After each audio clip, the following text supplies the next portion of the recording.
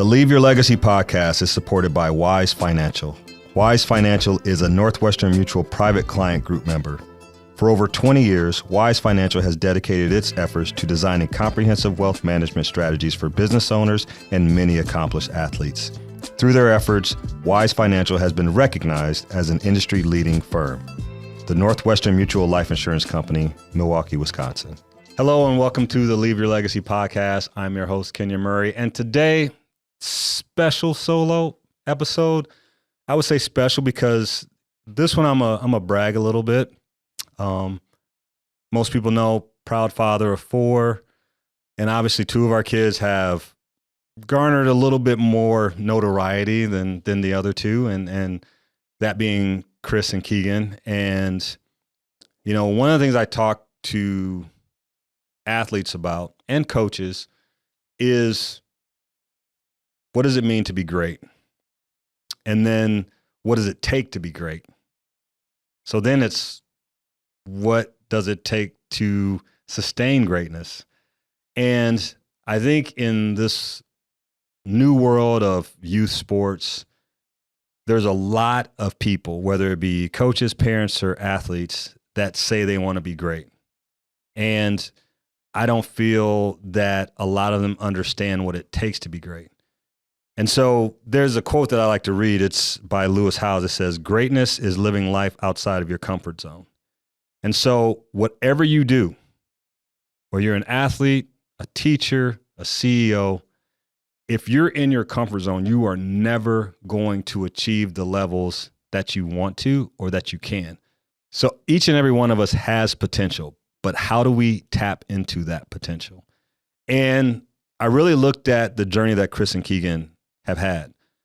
4 years ago, this time, they had just been offered a scholarship to the University of Iowa. But let's go back. As freshmen, they were 5'11", playing JV basketball at Cedar Rapids Prairie High School. Sophomore year, they're 6 foot, playing varsity. Keegan started, Chris came off the bench. But still, you know, they had a pretty good skill level. But when you look at, okay, are these 2 kids going to be Division I athletes? Probably not. You get to their junior year, they're 6'4"-ish, almost 6'5".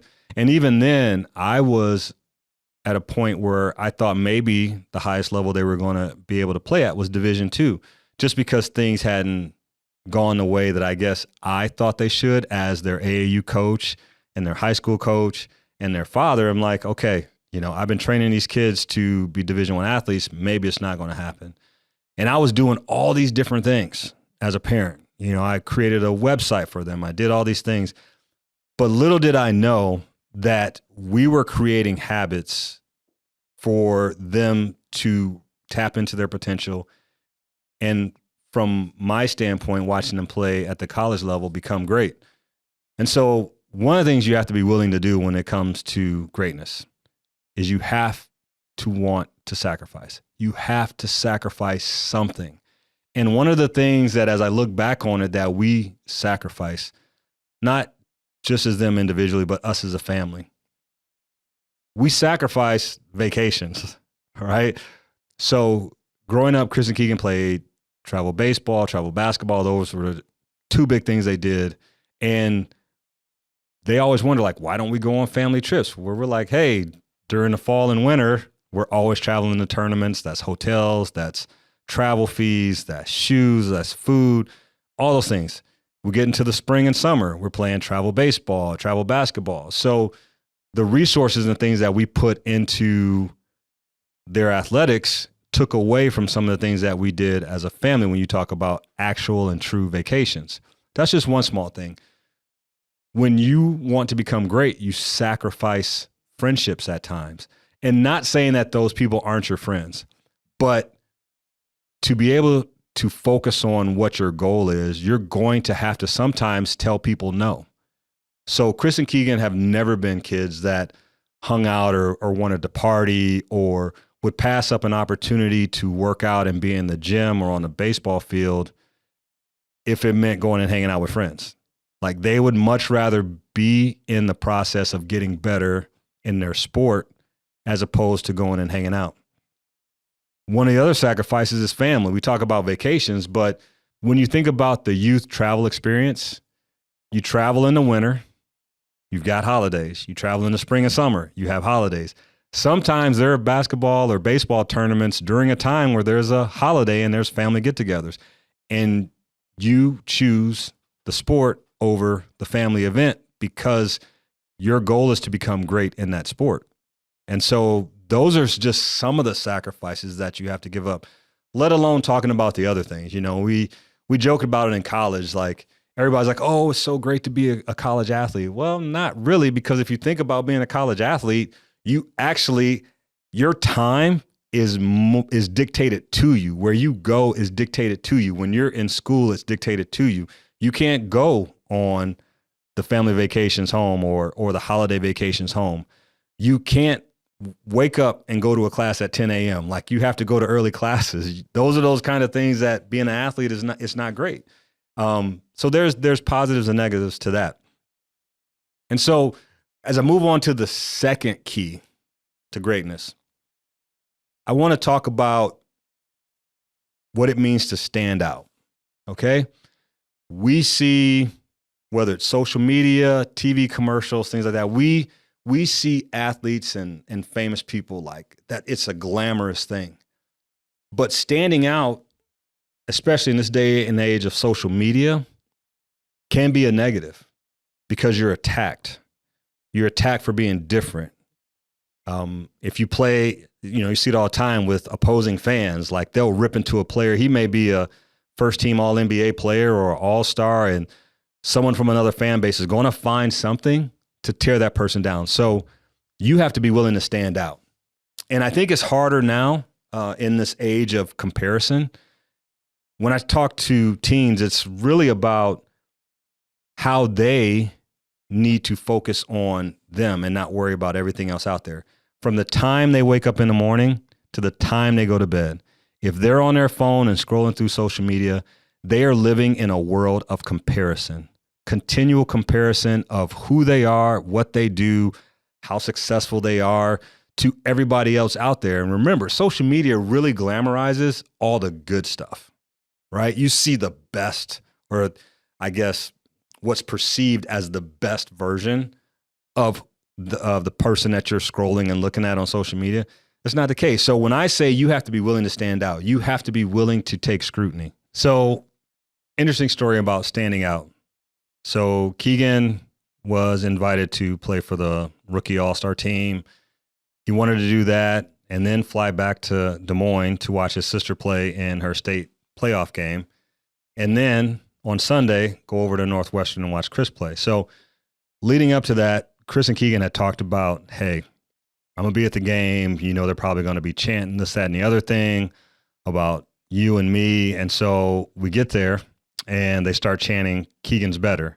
And my wife gave them a little bit of, I would say, motivation to stop saying that as she approached the student section. But, help for a little bit, but then obviously get back in it. The game's going on.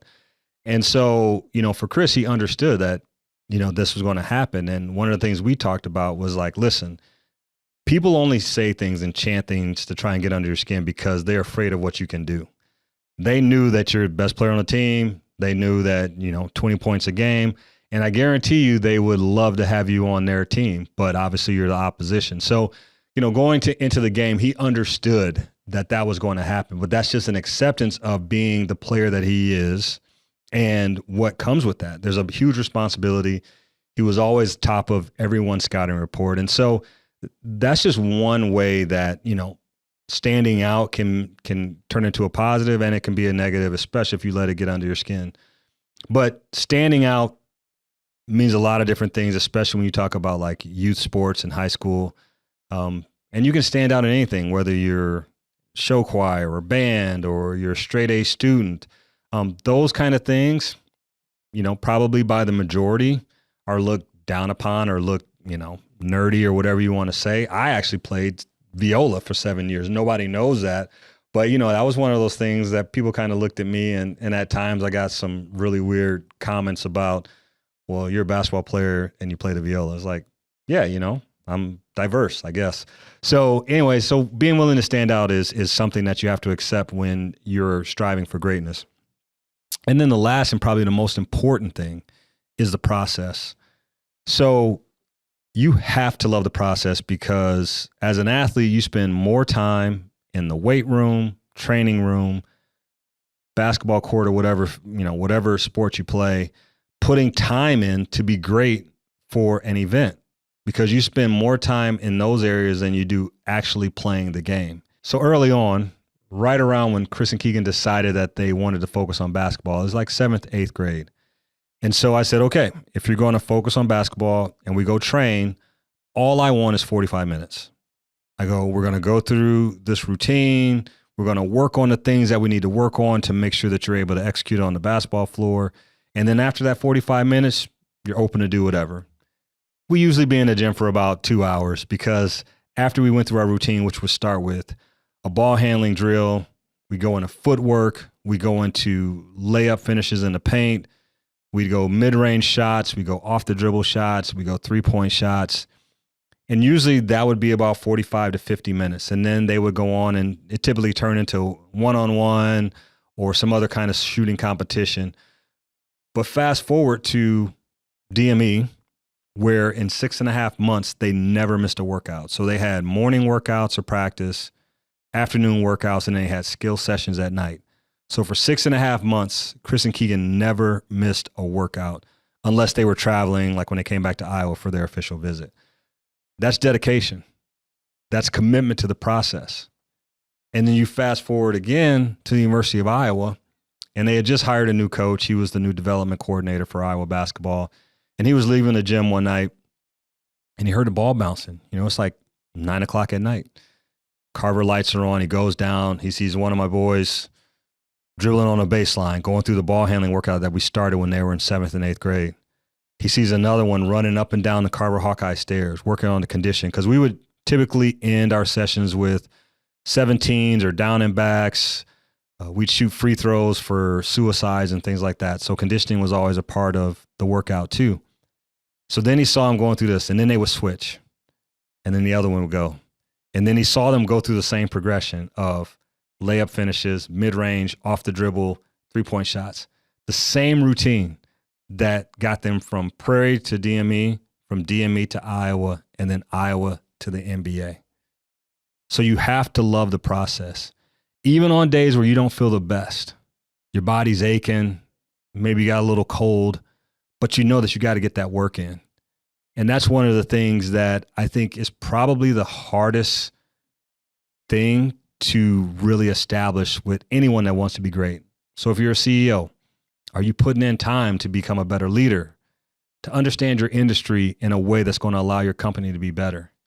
Are you working on, how do I uplift the people that rely on me? How am I pouring into the people around me? That's a process. If you are I would say a sales rep, are you putting in the time? Are you learning products? Are you learning competition? Are you learning the things and going through the process so when you get out in the field and you're meeting with a client or a potential customer, you're well prepared to be able to go into any meeting, establish yourself and what you bring to the table. And maybe not in a way that degrades your competition, but you're able to point out the things that allow you and your products and your company to stand out. It's all a process. And so those are my 3 keys to greatness.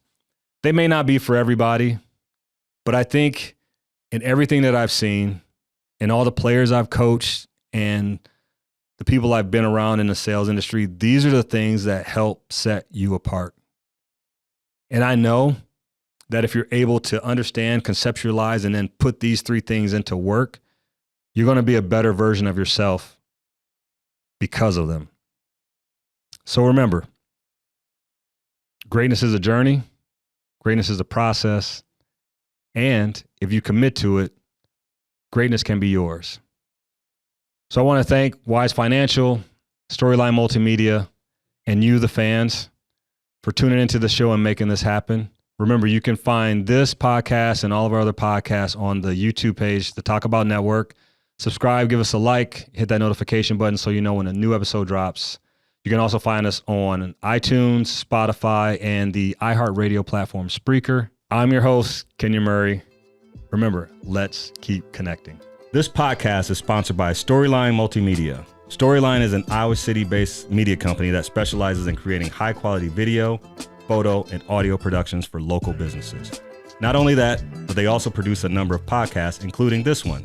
So if you're interested in sharing the story of your business with the world, contact them today by visiting StorylineMultimedia.com. And remember, your story matters.